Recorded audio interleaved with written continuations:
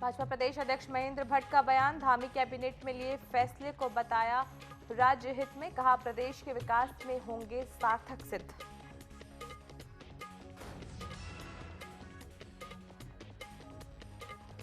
Nursing अधिकारियों के 1500 पदों को लेकर नर्सिंग महासंघ ने किया कार्यक्रम आयोजित, स्वास्थ्य मंत्री ने कहा 2 सप्ताह के भीतर दी जाएगी नियुक्ति।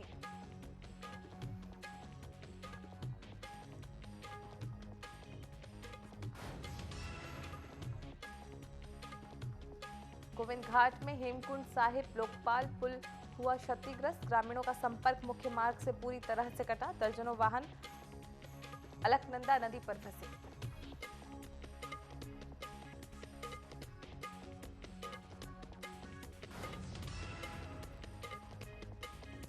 बागेश्वर में मां और बेटी पर गुलदार ने किया हमला, पालतू कुत्ते ने दिखाई बहादुरी, गुलदार को किया घायल, वन विभाग ने मौके पर भेजा बचाव दल।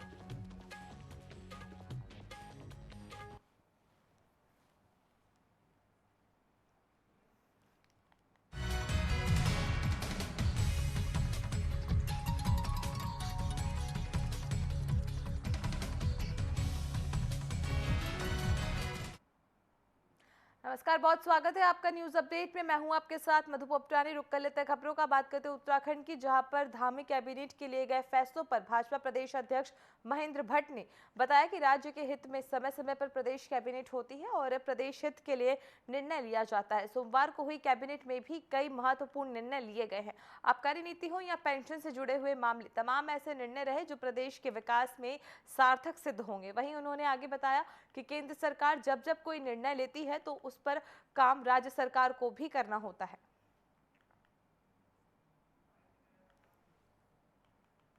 मीटिंग करती हैं, उससे इस राज्य के विकास की एक नए विषयों पर चर्चा होती है।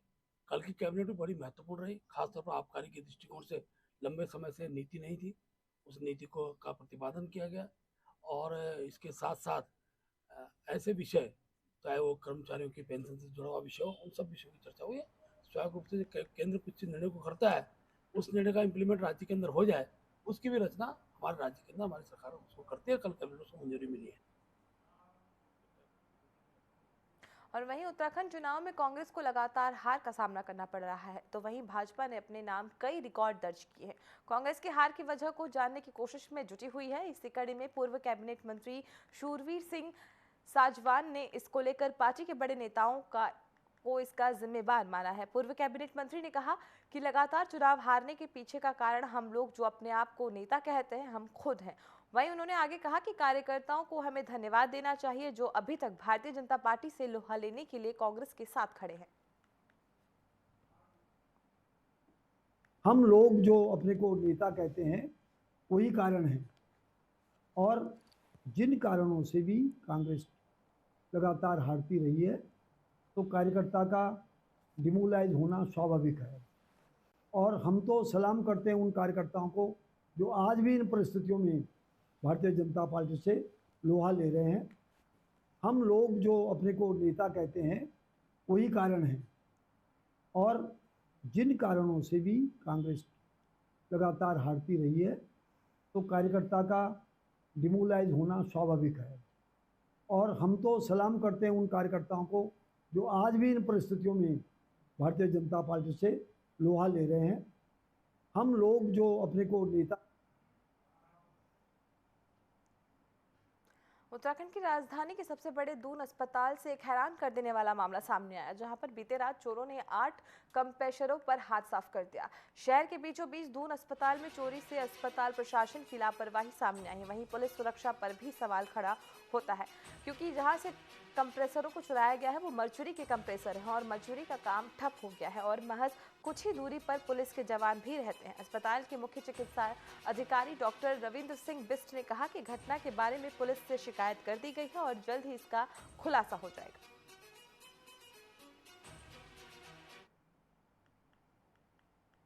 ये परसों रात का मामला है।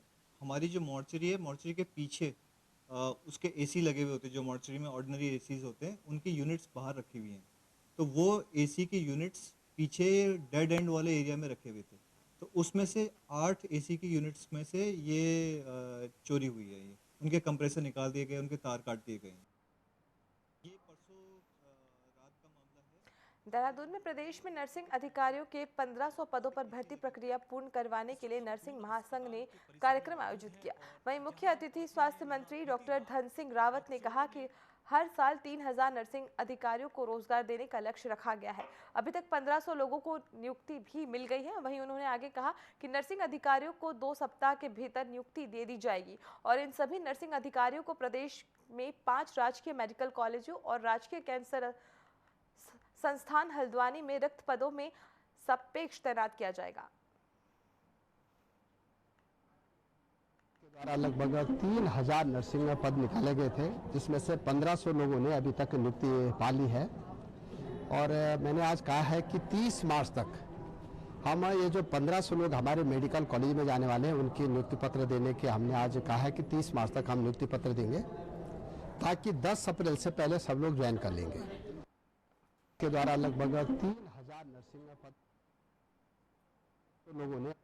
बात करते चमोली की, जहां पर गोविंद घाट के हेमकुंड साहिब लोकपाल जाने वाला मुख्य पुल पहाड़ से पत्थर गिरने से क्षतिग्रस्त हो गया। मिली जानकारी के मुताबिक बुधवार सुबह गोविंद घाट से हेमकुंड साहिब और फूलों की घाटी जाने वाले मुख्य पुल पर पहाड़ी से चट्टान आ गिरी, जिससे पुल पूरी तरह से ध्वस्त हो गया।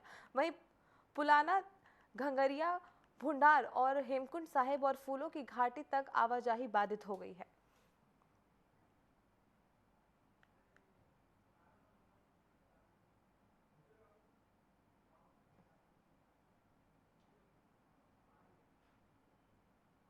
ये पुल 2015 में लगा था। हमने सरकार को डीएम साहब के माध्यम से भी 2 साल से पहले भी हमने कह रखा था कि ये पुल जो है कमज़ोर है और यात्रा के लायक नहीं है। इसके एस्टीमेट भी बने थे, लेकिन पुल अभी तक वो शुरू नहीं हुआ। और मेरी प्रशासन से बेनती है, निवेदन है कि जल्दी से जल्दी इस पुल का निर्माण किया जाए, ताकि पुलना गाँव वालों को भी, लोकल यात्रियों को भी और यात्रा को चलाने में भी कोई दिक्कत ना हो।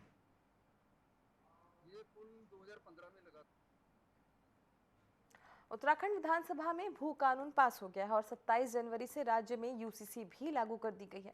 इसको लेकर भाजपा अब जनता के बीच जाएगी। भाजपा प्रदेश प्रवक्ता विपिन कैथोला ने कहा कि राज्य में 2 महत्वपूर्ण कानून धामी सरकार लेकर आई है, उसकी उपयोगिता और जनता को उसके लाभ बताने के लिए भाजपा ने ये फैसला लिया है कि राज्य स्तर पर कार्यक्रम करके लोगों को इसके बारे में अवेयर किया जाएगा। वहीं जन जन तक यूसीसी और भू कानून के लाभ को पहुंचाया जाएगा।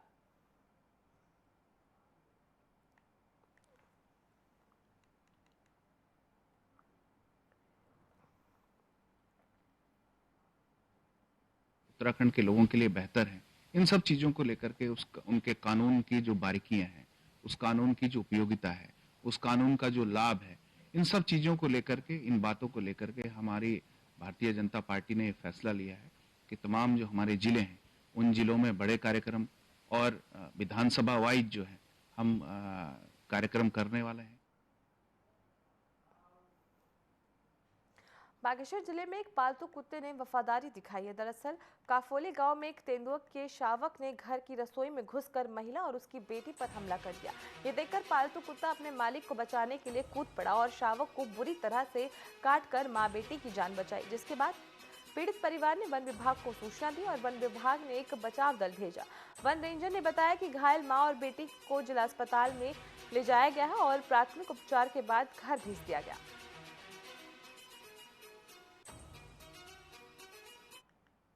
तो बाल मेरी बेटी पे झपटने लगा, तो उतने में थोड़ा शोर होने पे मेरा कुत्ता भाग गया। तो कुत्ते और बाकी मुठभेड़ में बच्ची को बचाने में तो ये गिर गई ऊपर, करीब 5 फीट दीवार से नीचे गिर गई। तो मैंने बच्चों को अंदर किया, तब तक कुत्ता लड़ रहे थे। मैंने अपना गेट बंद किया, फिर उसको अंदर ले आया। उसके बाद कुत्ता और उसकी 20 मिनट लगभग लड़ाई हुई कुत्ते और बाघ की। तो बाघ घायल हो गया था। तो घायल अवस्था में कुत्ते को मैं छुड़ा के अंदर बंद किया। तो बाघ में भागने पर काफ़ी थे, तो मैं वन विभाग को फ़ोन किया। तो वन विभाग वाले आए, बाघ को ले गए थे लगभग 12 बजे। तो बाघ 6 मार्च को प्रधानमंत्री नरेंद्र मोदी देवभूमि उत्तराखंड के हर्षिल मुखबा क्षेत्र के दौरे पर रहेंगे। इसके लिए जिला प्रशासन की ओर से तमाम तैयारियां पूरी कर ली गई हैं। डीएम डॉक्टर मेहरबान सिंह बिष्ट ने प्रधानमंत्री नरेंद्र मोदी के हर्षिल और मुखबा दौरे को लेकर चल रही तैयारियों की तस्वीरें अपने सोशल मीडिया अकाउंट पर जारी की। बता दें कि प्रधानमंत्री नरेंद्र मोदी के भ्रमण कार्यक्रम को लेकर हर्षिल में भव्य पंडाल तैयार किया गया है, जहां से सीमांत गांव के लोगों को पीएम मोदी संबोधित करेंगे। साथ ही मां गंगा के शीतकालीन प्रवास मुखबा को दुल्हन की तरह सजाया गया। यहां प्रधानमंत्री नरेंद्र मोदी मां गंगा की विशेष पूजा अर्चना करेंगे। इसके साथ ही मुखबा में बनाए गए व्यू पॉइंट से पीएम मोदी हर्षिल घाटी की सुंदर वादियों का दीदार करेंगे। उत्तराखंड की राजधानी के सबसे बड़े दून अस्पताल से एक हैरान कर देने वाला मामला सामने आया, जहां पर बीती रात चोरों ने 8 कंप्रेसरों पर हाथ साफ कर दिया। शहर के बीचों बीच दून अस्पताल में चोरी से अस्पताल प्रशासन की लापरवाही सामने आई है। वहीं पुलिस सुरक्षा पर भी सवाल खड़ा हो जाता है, क्योंकि जहां से कंप्रेसर चुराए गए हैं वो मर्चुरी के कंप्रेसर है और मर्चुरी का काम ठप हो गया है और महज कुछ ही दूरी पर पुलिस के जवान भी रहते हैं। अस्पताल के मुख्य चिकित्सा अधिकारी डॉक्टर रविंद्र सिंह बिष्ट ने कहा कि घटना के बारे में पुलिस से शिकायत कर दी गई है और जल्द ही इसका खुलासा हो जाएगा। ये परसों रात का मामला है। हमारी जो मॉर्चरी है, मॉर्चरी के पीछे उसके एसी लगे हुए होते हैं, जो मॉर्चरी में ऑर्डिनरी एसीज होते हैं, उनकी यूनिट्स बाहर रखी हुई हैं। तो वो एसी की यूनिट्स पीछे डेड एंड वाले एरिया में रखे हुए थे। तो उसमें से 8 एसी की यूनिट्स में से ये चोरी हुई है। ये उनके कंप्रेसर निकाल दिए गए, उनके तार काट दिए गए हैं। इस वक्त हम दून अस्पताल के परिसर में मौजूद हैं और जहां हम पहुंचे हैं, यहाँ बीती रात चोरों ने जो शव गृह, अगर आप देखेंगे, मैं अपने सहयोगियों से कहूँगा, ये शव गृह है दून अस्पताल का और इसके पीछे जो एसी लगे हुए हैं जो टेम्परेचर को कूल करते हैं, जो अंदर का जो ये कक्ष है शव गृह, और वहाँ से जो कंप्रेसर चोरी कर लिए गए हैं। यानी कि शहर के बीचों बीच ये अस्पताल है और अगर आप देखेंगे कैमरे में, मैं आपको दिखाऊंगा, तस्वीरों में आप देखेंगे, ये कंप्रेसर जो इसके अंदर हैं वो निकाल करके चोर ले गए हैं। ये सिर्फ एक कंप्रेसर से चोरों ने नहीं निकाला है, बल्कि यहाँ 8 कंप्रेसर जो अलग अलग आप देखेंगे वहाँ से चोरों ने चोरी की है। और इतने बड़े अस्पताल में शहर के बीच जब ऐसी घटनाएं हों तो सवालिया निशान दून अस्पताल के प्रशासन पर भी खड़े हो जाते हैं कि आखिर यहाँ जो इतनी सुरक्षा रहती है, इतने गार्ड यहाँ रहते हैं, वो उस वक्त कहाँ थे। उधर भी अगर आप देखेंगे तस्वीरों में, यानी कि अगर बात करें कंप्रेसर की, फरवरी में तकरीबन 22 फरवरी से 4 कंप्रेसर यहाँ काम कर रहे थे और 4 ही से काम चल रहा था। 4 ठीक नहीं थी, लेकिन 8 कंप्रेसर के चोरी कर लिए गए हैं। और लेकिन विभाग कैसे सुस्ती की नींद सोया है। हालांकि ये जरूर अब बीती, यानी कि देखे जाए तो 48 घंटे से ज्यादा का समय हो गया है, लेकिन दून प्रशासन शिकायत करने पुलिस में अब पहुंचा है। आखिर इसमें किसकी मिलीभगत है? क्या कोई अस्पताल का कर्मचारी इस घटना में शामिल है? क्या वो मिला हुआ है? क्योंकि अगर शहर के बीचों बीच ऐसे अस्पतालों से, जो सबसे बड़ा अस्पताल हो, इस तरह की चोरी घटनाएं होती हैं तो फिर आम आदमी के घरों में चोरी होना कितना आसान होगा। देहरादून से अपने सहयोगी हरीश के साथ आदिल पाशा, T24। उत्तराखंड में 4 धाम यात्रा पर सरकार द्वारा टैक्सी कार संचालकों के लिए बनाए गए नियमों का उत्तराखंड टैक्सी मैक्सी महासंघ ने विरोध किया है, जिस पर मसूरी में महासंघ के प्रदेश अध्यक्ष सुरेंद्र सिंह पवार ने नियमों से संशोधन न करने पर प्रदेश में 4 धाम यात्रा का विरोध और चक्काजाम करने की चेतावनी दी है।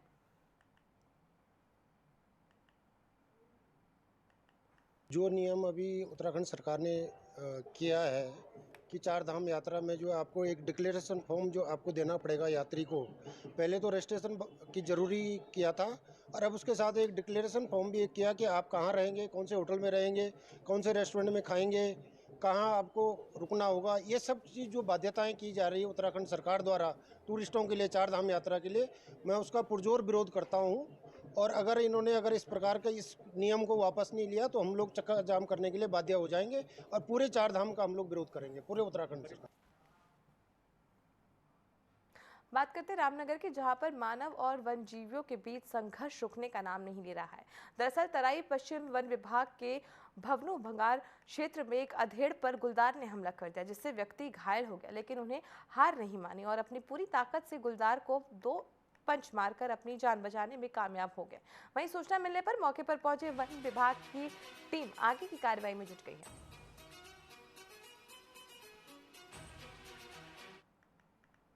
आज हमारा बहादुर जो है खेत में गया हुआ था, वहां पर जो है काम कर रहा था, काम करते करते बाघ ने अटैक कर दिया उस पर। ये सुबह सुबह की बात है। किसने हमला किया? ये वैसे तो आमतौर पे बाघ बाघ कहते हैं, अब गुलदार था या बाघ था मैं तो वहां पर था नहीं, लेकिन वही बता सकता है कि ये बाघ था या गुलदार था, लेकिन वो इसका पहचानता नहीं है कि बाघ क्या है या गुलदार क्या है। उसकी नजरों में बाघ और गुलदार एक ही है। ये मसूरी के मॉल रोड स्थित गलहीन रोपवे को मरम्मत कार्य के लिए होली तक बंद कर दिया गया है, जिससे पर्यटकों, स्थानीय लोगों और व्यापारियों में मायूसी नजर आ रही है। वहीं रोपवे प्रबंधन अमित गंगवाल ने कहा कि ट्रैक रोपवे शिफ्टिंग नई हॉन्कलिंग रोप गियर बॉक्स सहित अन्य तकनीकी कार्य किए जा रहे हैं और उन्हें कहा कि आईआईटी रुड़की से सेफ रिंगिंग सर्टिफिकेट लाने के बाद ही रोपवे का संचालन शुरू किया जाएगा।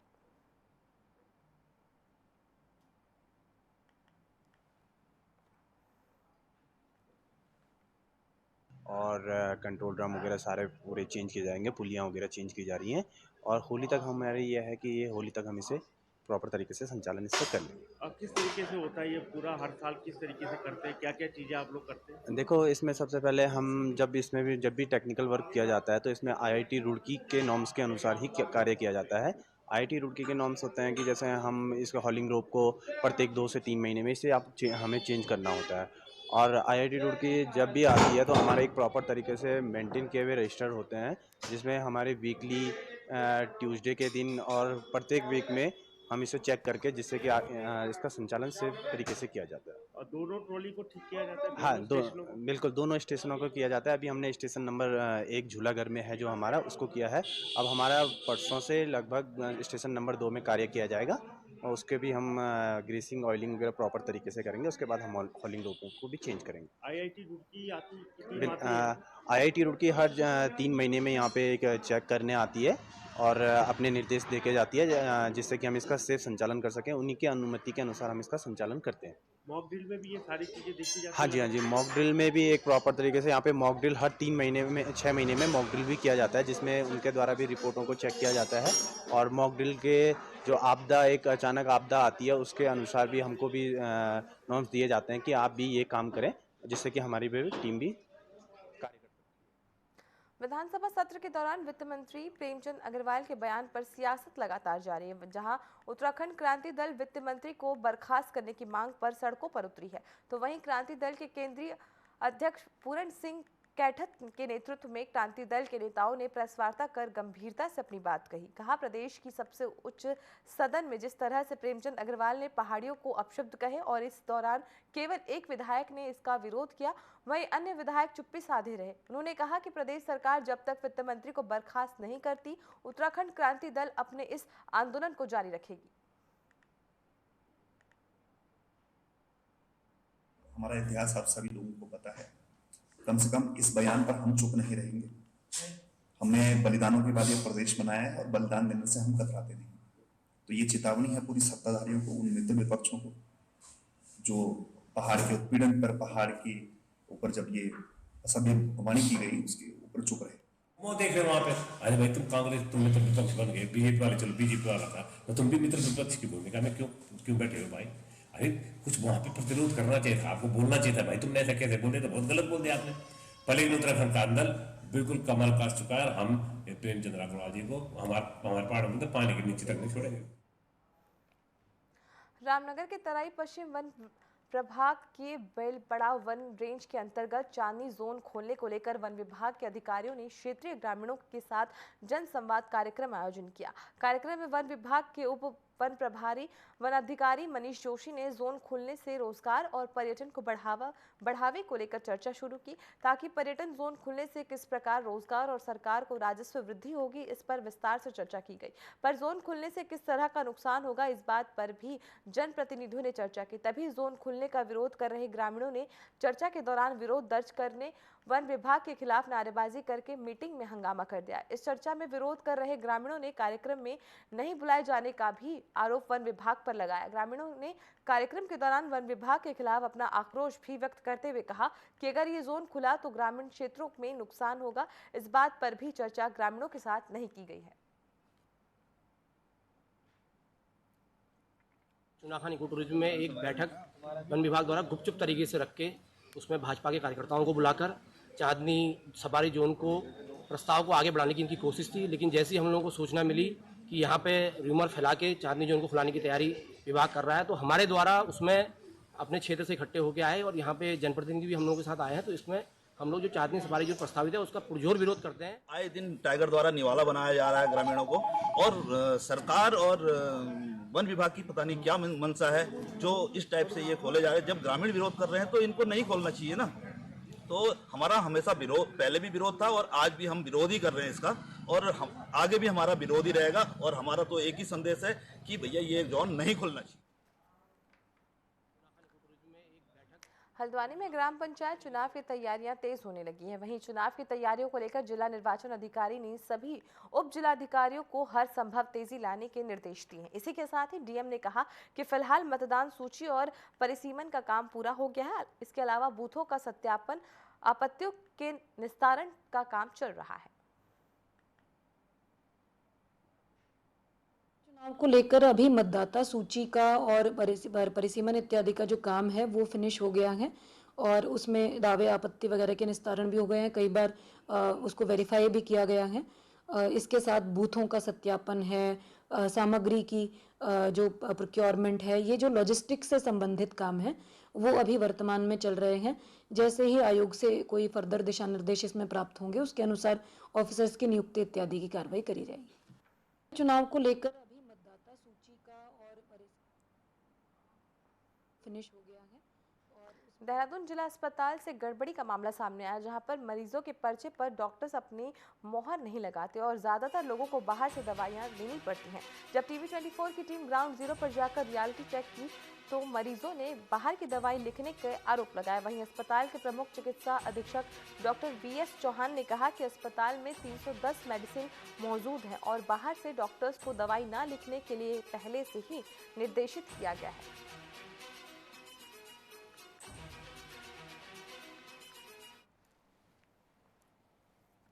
वो तो बोल रही थी मैम तो कि यहीं से मिल जाएगी सारी दवाई, और वो बोल रहा है कि बाहर से ले लो मेडिकल से।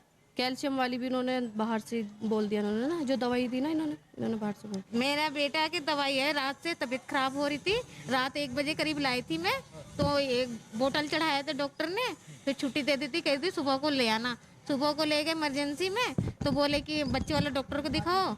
बच्चे वाले डॉक्टर ने टेस्ट लिख दिया, टेस्ट करवाया, फ्री में टेस्ट हुआ आधार कार्ड से, और उन्होंने ये दवाई दी और लिखा हुआ है, वो देखेंगे तब पता चलेगा कितने की दवाई है। एक दी है दवाई ये वाली, बाकी बाहर से लिखा हुआ होगा शायद। हाँ बाहर से होगा, जब दिया नहीं एक ही दिया ये दवाई।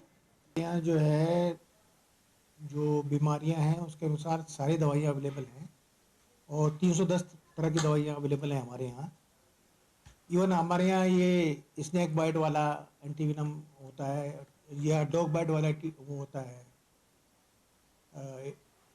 या टिटनेस होता है, ये भी भरपूर मात्रा में। इवन थैलेसीमिया के पेशेंट भी हम ट्रीट करते हैं, उनके भी भरपूर मात्रा में दवाइयाँ आ रही हैं।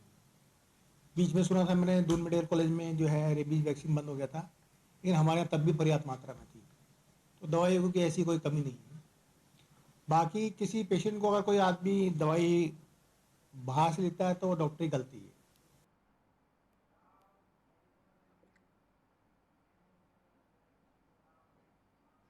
खबरों में आगे बढ़ने से पहले रुक कर लेते इस वक्त की बड़ी खबर का, जो कि देहरादून से मिल रही है। देहरादून से इस वक्त की बड़ी खबर आपको बता दें, जहां पर पीएम मोदी के दौरे से पहले उत्तराखंड को सौगात। केंद्रीय कैबिनेट ने केदारनाथ रोपवे को मंजूरी दी है। बड़ी खबर देहरादून से बता रहे हैं आपको, जहां पर प्रधानमंत्री नरेंद्र मोदी के दौरे से पहले उत्तराखंड को सौगात मिली है। सोनप्रयाग से केदारनाथ तक रोपवे का निर्माण किया जाएगा। 4081 करोड़ रुपए की लागत से रोपवे बनेगा। बड़ी खबर देहरादून से आपको बता रहे हैं, जहां पर प्रधानमंत्री नरेंद्र मोदी के दौरे से पहले उत्तराखंड को बड़ी सौगात मिली है। 4 धाम यात्राओं की सुगम होगी केदारनाथ यात्रा। पीएम मोदी के दौरे से पहले केंद्र की बड़ी सौगात उत्तराखंड को मिली है। बता दें केदारनाथ रोपवे को कैबिनेट की मंजूरी मिल गई है। बता दें 4081 करोड़ की लागत से केदारनाथ रोपवे का निर्माण किया जाएगा। केंद्रीय कैबिनेट ने केदारनाथ रोपवे को मंजूरी दे दी है। बता दें, केंद्रीय मंत्री अश्विनी वैष्णव ने इस बात की जानकारी दी है। सोनप्रयाग से केदारनाथ तक रोपवे का निर्माण किया जाएगा। 4 से 5 साल के अंदर ये रोपवे बनकर तैयार होगा। 4081 करोड़ रुपए की लागत से ये रोपवे बनेगा। तो बड़ी खबर देहरादून से बता रहे हैं आपको, जहां पर प्रधानमंत्री नरेंद्र मोदी के दौरे से पहले उत्तराखंड को बड़ी सौगात केंद्र की तरफ से मिली है।